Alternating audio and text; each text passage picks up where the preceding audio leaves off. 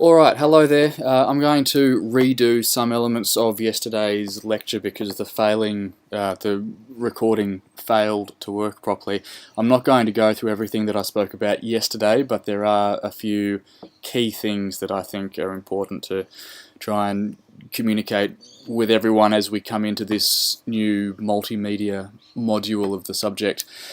So, just to give a little bit of background of how this lecture evolved, it's one that I've been giving for a few years, and originally I gave it to a small group of multimedia producers who together we'd produced a large online project for SBS called Africa to Australia. You can look for it if you like, and I'm going to post on Moodle a video which is sort of the main video that's it's a 3.5 minute multimedia story photo essay that I showed in the lecture, and the reason why I showed it is because I produced all of the material in it, all the audio, the interview, and all of the photographs within a 3 hour space of time in Melbourne. Basically, the last 3 hours I had in Melbourne before I had to catch a return flight to Sydney, and I returned home, and other multimedia producers said, "Ben, how did you do that? How did you take all of these photographs in such a tight period of time?" And I thought about it, and I was asked to give a presentation on it at the time, and this is basically the presentation that I gave to them. I had to break down what it is that I think about when I'm in a space working as a photographer, when I know that I have a short amount of time and I need to produce 20 or 30 good, interesting images to accompany a story, to illustrate a story, to bring it to life, and to sustain people's attention for 2, 3 minutes, 4 minutes while they hear someone's story. And it's a challenging task. And this idea of sustaining engagement itself is arguably one of the key challenges that journalists face these days in what is often spoken about as the attention economy. I think most of you could relate to the idea of our attention spans being, it's not so much necessarily that our attention spans are shorter than they used to be, but there are more demands on our attention. While you're watching this, it's entirely likely that your friends will be writing to you on Facebook or Twitter or elsewhere, and every time you see you've got something new coming in, the temptation will be to go and check it out, and that's part of the world we live in. So anyway, that's an aside. But as I say, I'll post a link to this video that's on that page there, and basically what I want to get across is that there are many things that you can think about that will help you create interesting photographs with any camera, with your phones, whatever camera you have available to you. If you are thinking creatively about the limitations in place and how you can make the most of them, then you can create really interesting photo stories. And when I enter a space, the first thing I'll be thinking about is, where is the light coming from? Because photography literally means, if you break the word down, it literally means writing with light. And it's exactly what we have to do. We need to express ourselves, express an idea, express a story with light, with photographs. So, number one, where is the light coming from? Is it coming from the side, from above, from in front of me? How can I make the most? Am I inside? Are there blinds? Can I put the blinds up or down to alter the amount of light that's in the space?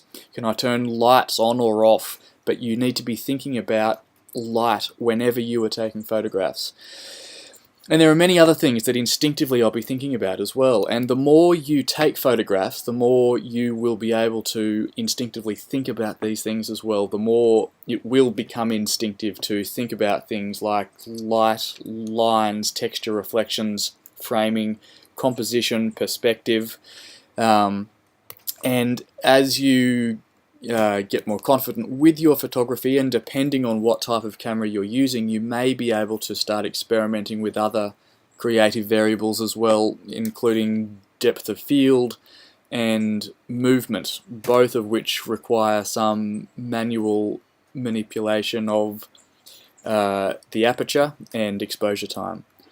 So let's begin, and the first thing I guess to be thinking about is composition. And there's an old, some of you will have heard of the rule of thirds, some of you may know what it is, but it's an old idea. Da Vinci talked about it in terms of a golden ratio, and the idea is that where you have a frame, if you have, it might be a photograph or a painting, but where you have a particular frame that you are working with, where you place the key subjects inside that frame is important, and there needs to be a sense of harmony, or hopefully there will be a sense of harmony and balance between those different subjects, and the relationship between them is incredibly important. Relationships are at the heart of photography in all sorts of ways. The relationships that you develop with the people who you are photographing is also incredibly important.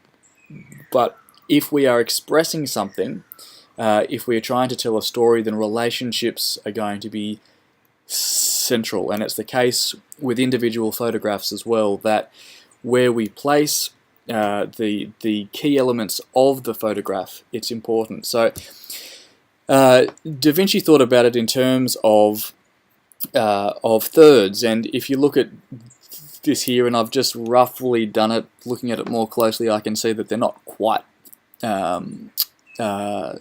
equally cut up sections, but you get the idea.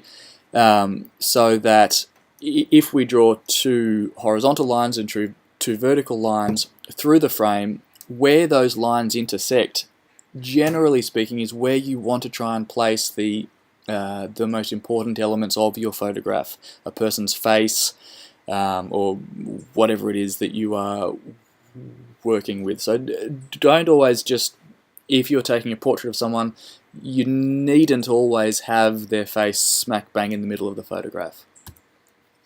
And there are a few examples of this here in play that I'll show you from a few projects I've worked on.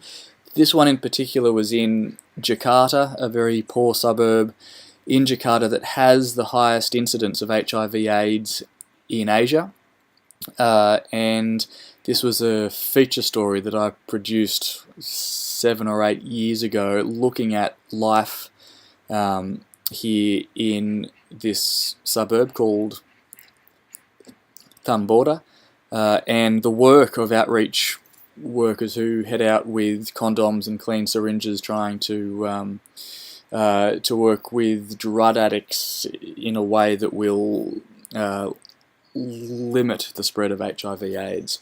So this photograph roughly sort of is an illustration of this idea of the rule in thirds, because you have the mother and the child sitting on the railway tracks and the sofa, and they are approximately where those lines intersect, and up in the top left hand corner you can see the other people in the image in the train, and you'll also see that the train is in movement, and that's an important element of this photograph as well. It's something that I thought about when I took the image. Actually, I don't know if I thought about it or not, but instinctively I thought I want to express the precariousness of this situation here. Had I have taken the photograph with a quick exposure speed so that the train was frozen, then it wouldn't have been obvious that the train was, of course, moving through this place, through the family's living room, essentially. And that idea was central to the photograph and what I was trying to express. So I intentionally had a slightly slower shutter speed so that I could show that the train was moving through this area. So most of the photographs that I'll be showing you will illustrate several of these ideas I'm talking about. Here we have motion, and we also have rule of thirds at play, and you can see that there's a balance roughly between, you know, the train and on one side the people standing there in the carriage, and this young mother and her child on sort of the opposite vertical corner of the photograph.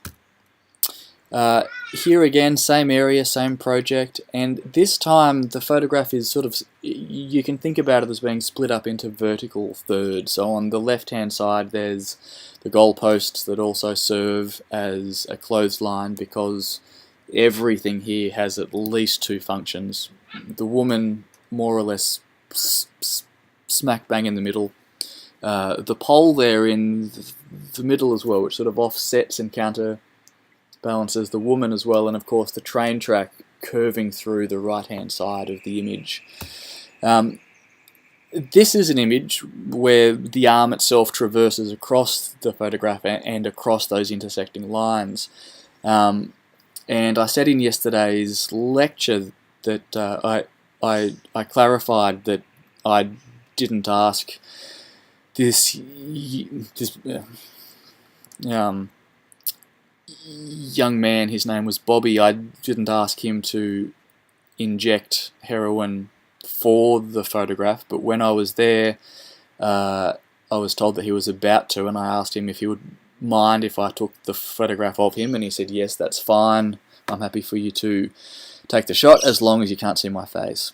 And I asked in the lecture if the students could think how they thought I might have gotten into the room in the first place, given that I was a young Australian journalist working there with limited Indonesian. You can't really just walk into people's homes, particularly where they are taking drugs, and say, hey, you know, can I take a photograph of you? And the way in which you can meet these people in general, the way that you look for sources for people to interview, there is a particular way that you can think about going about this, and it's important to start thinking about how you can meet the people who you want and need to meet to tell interesting and important stories, because you don't want to limit yourselves to stories that you already know about, that are well within your comfort zone. The stories of your parents and friends and families. Journalism really gets interesting when you go beyond your comfort zone, and here I obviously didn't know any drug addicts in Jakarta when I started the story. I had to find someone who I could contact, and the first person who I interviewed there was a professor at a university in Jakarta who had just written a report for the UN on HIV/AIDS prevalence in Asia. And I interviewed him, I used the interview as part of the feature article, and at the end of the interview I said, do you know anybody who I could go out with to see what's going on, to meet people who have HIV or AIDS, and to interview them as well. And he said, yeah, look, you should get in touch with some outreach workers. Some of them speak English. Here's their phone number. So of course I called them. The next afternoon I was on the back of a motorbike going through the streets of Jakarta with them out to the suburb. They acted as my translators, and a lot of the feature article ended up being about their work. Several of the outreach workers were themselves ex-junkies. So anyway, some background there, but this image is, you know, it's a confronting one to look at, and the background behind it I think is important. So a second idea, and this one comes from videography as much as anything else. You'll see this often on television. If you start to think about the different ways in which the visuals of television come about, typically you'll see that there is a mix of close-ups, medium shots, and long shots. So typically you'll have a long shot for context, a medium shot, which is a fairly typical shot. If there are a pair of people in conversation, then the medium shot would be the most typical way of showing that. Sometimes coming up closer to see their expression or to get some sense of detail that you wouldn't otherwise get, and also a sense of intimacy sometimes as well. So here are some other examples: medium shot, long shot, and the close-up. Now, yesterday in the lecture I talked about the fact that photographers typically, when they take a photograph, they stand in a particular way. They hold the camera up either in landscape format or portrait format and take their shot.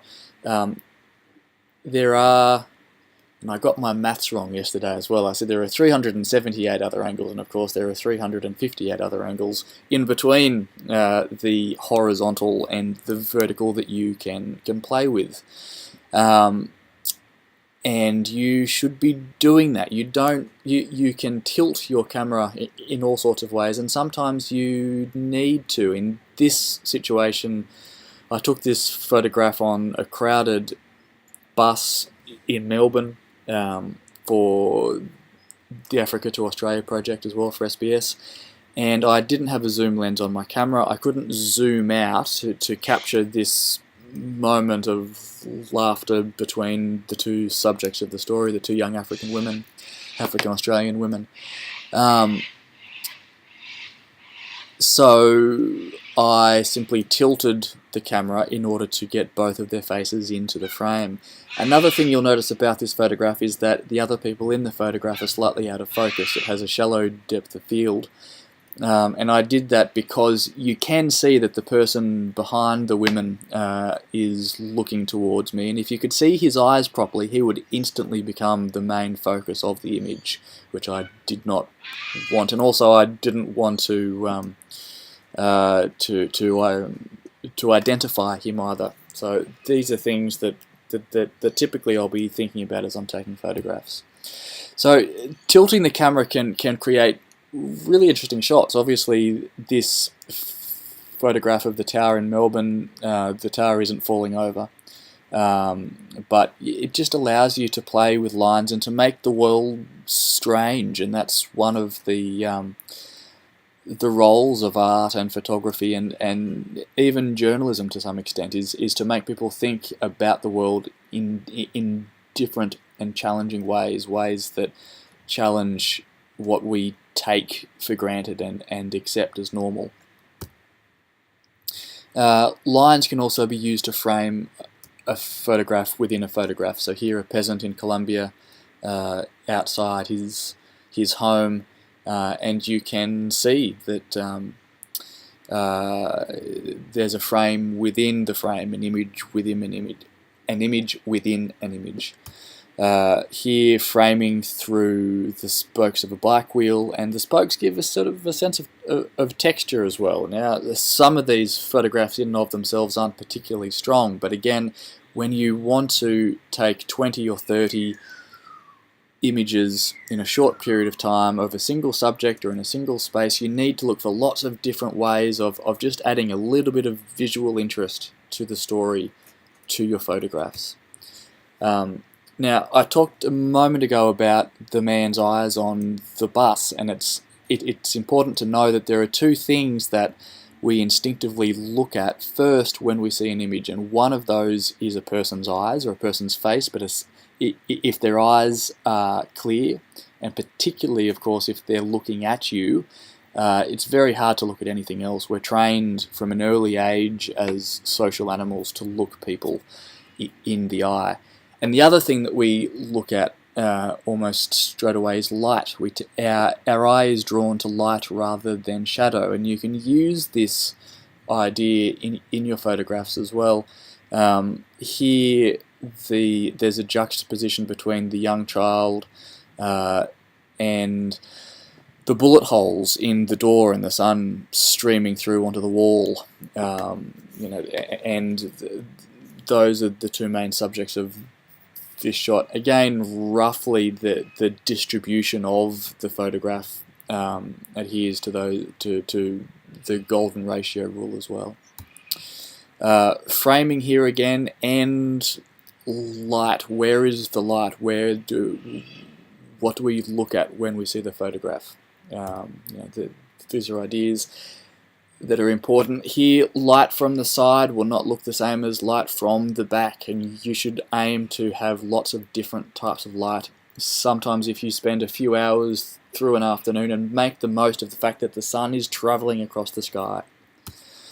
And look for texture as well. Here in this photograph I have pulled down a blind, the blinds that are on the trams in Melbourne, because the summer sun is so hot and strong. All of the trams have blinds, and I've pulled it down and taken the photograph of the building through the blind, again just to add some visual interest, to add texture in this case. Dirty glass can achieve the same thing. Here you can see the lines as well traversing the image. All of these things are things that I'll be thinking about. Reflections are another form of texture, and depth as well. And one thing that I forgot to talk about yesterday was foreground and background, but maybe we'll talk about that in the weeks to come. So here, the rearview mirror in a taxi, very early in the morning in Melbourne, in a train, and here the taxi driver again. But just looking for ways of expressing character and time and employment and place through a series of images. And sometimes it's good to think about what the world looks like upside down. This image, if you're looking at this on a laptop or a phone, you might like to flip your computer upside down now and have a look at this image the way it's supposed to look, the way that I saw it through the lens of my camera, through my viewfinder, because here I've flipped it over in Photoshop. It's a reflection off water, and it's something that you can play with. Number 6, what is left out?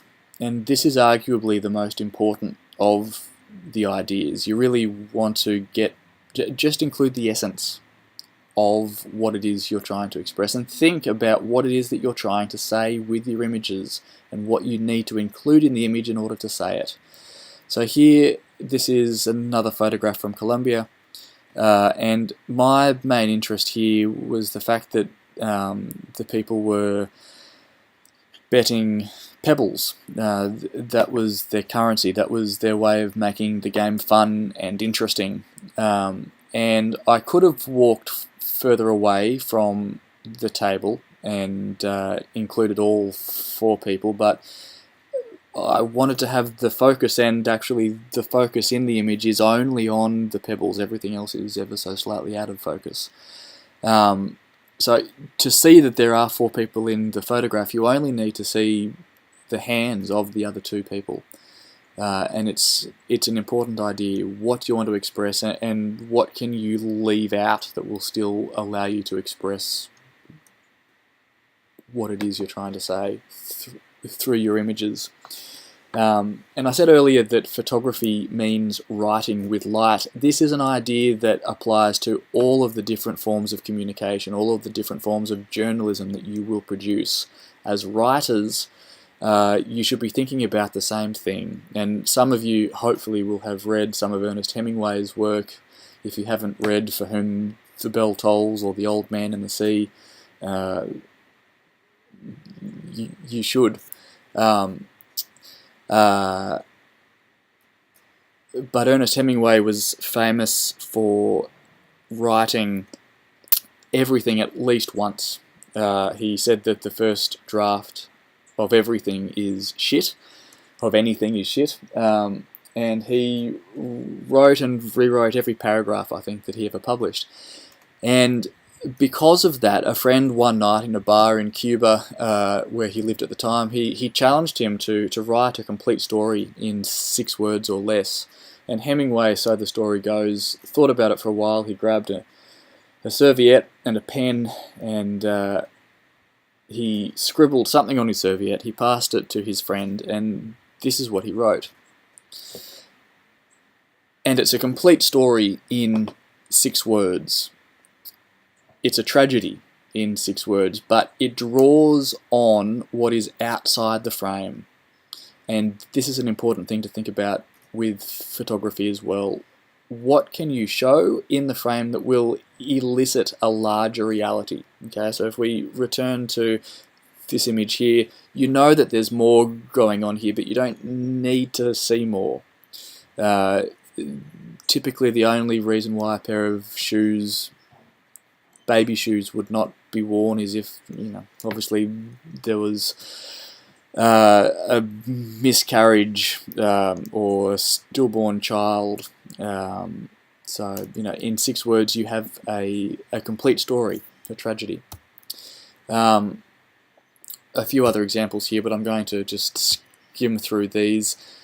Movement and depth of field, I will try to talk about these more in the weeks to come as well. Important to think about them in terms of video as well, which we'll be looking at. But basically there are 2 ways of working with movement. The first is to move your camera with a moving object, to pan with your camera. So the way to do this is, for example, with this taxi, I'm moving my camera, following the taxi's movement with my camera and trying to keep the taxi in exactly the same part of the frame as I take the photograph. So the end result is that the taxi is more or less in focus, it's clear, everything else is blurred, and you'll see this very often with advertisements for fast cars, etc. Another example here, a child running, and who the child is here isn't really important. What I'm interested in is the idea of a child at play. So again, following, and it's not perfectly in focus, and it doesn't need to be in order to express that idea. And the other way of showing movement is to have the movement happening across the frame.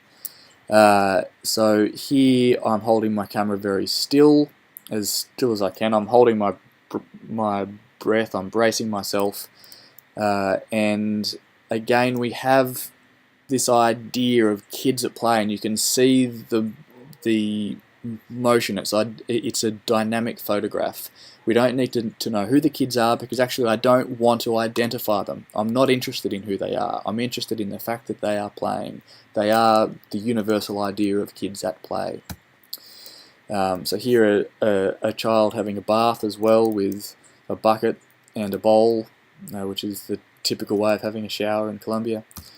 And with the manual camera, you need a manual camera, or at least you need to be able to access the manual functions of your smartphone. Sometimes it's possible with most smartphones now to have some control over the depth of field and the exposure time, so that you can play with these 2 variables. But the second of them is depth of field, and again here this is a really nice way of honing in on the essential elements of a photograph, and a way of blurring out those elements that you do not want to emphasize. So here again, the idea, this is more or less a photograph of the mood I was in when I took it, and I felt very anonymous, just another face in the city, and it was an idea I was trying to express, and there is only a small section of the handrail that is in focus. You can use focus to hone in on the details. So here, Merrylands Road is a way of locating this person in Sydney. This is where we are. And a final variable, and again this was from the Africa to Australia series. I produced 4 multimedia stories down there in 3 days, running around like a headless chook and working pretty hard for those 4 days. But anyway, that's another story. The first 3 were all in black and white. The final story was with an artist, and his interest, one of his primary interests as an artist was colour. So I thought, well, I can't very well take photographs, black and white photographs of his artwork. But I also wanted to have a sense of visual consistency in my own work. So what I did in the end, and this is very easy to do in Photoshop, we'll look at this as well, or I'll upload another tutorial or an online lecture as I'm doing now. What I did in Photoshop was just to select a part of the photograph and retain its colour and turn everything else to black and white, and these were some of the resulting images from that. So key idea here, to summarise: when you enter a space, there are lots of different things that you can think about that will help you take creative, interesting photographs that will help you illustrate a story in a way that is engaging and interesting. Now, there are lots of other variables that we'll be talking about in the weeks to come, thinking about how to use photography in the same way that you use sound, and in a complementary way, so that you can use rhythm and beat to inject something interesting into your stories as well. But these are a few opening things to think about, and of course these lecture slides are on Moodle for you to look at. And that's it, folks. I'll look forward to seeing half a dozen of you next Monday morning, and I won't be doing this again, so at least I hope not. So I hope that was of some use and interest to you, and I will look forward to seeing the multimedia stories that you produce in a few weeks' time. Cheers.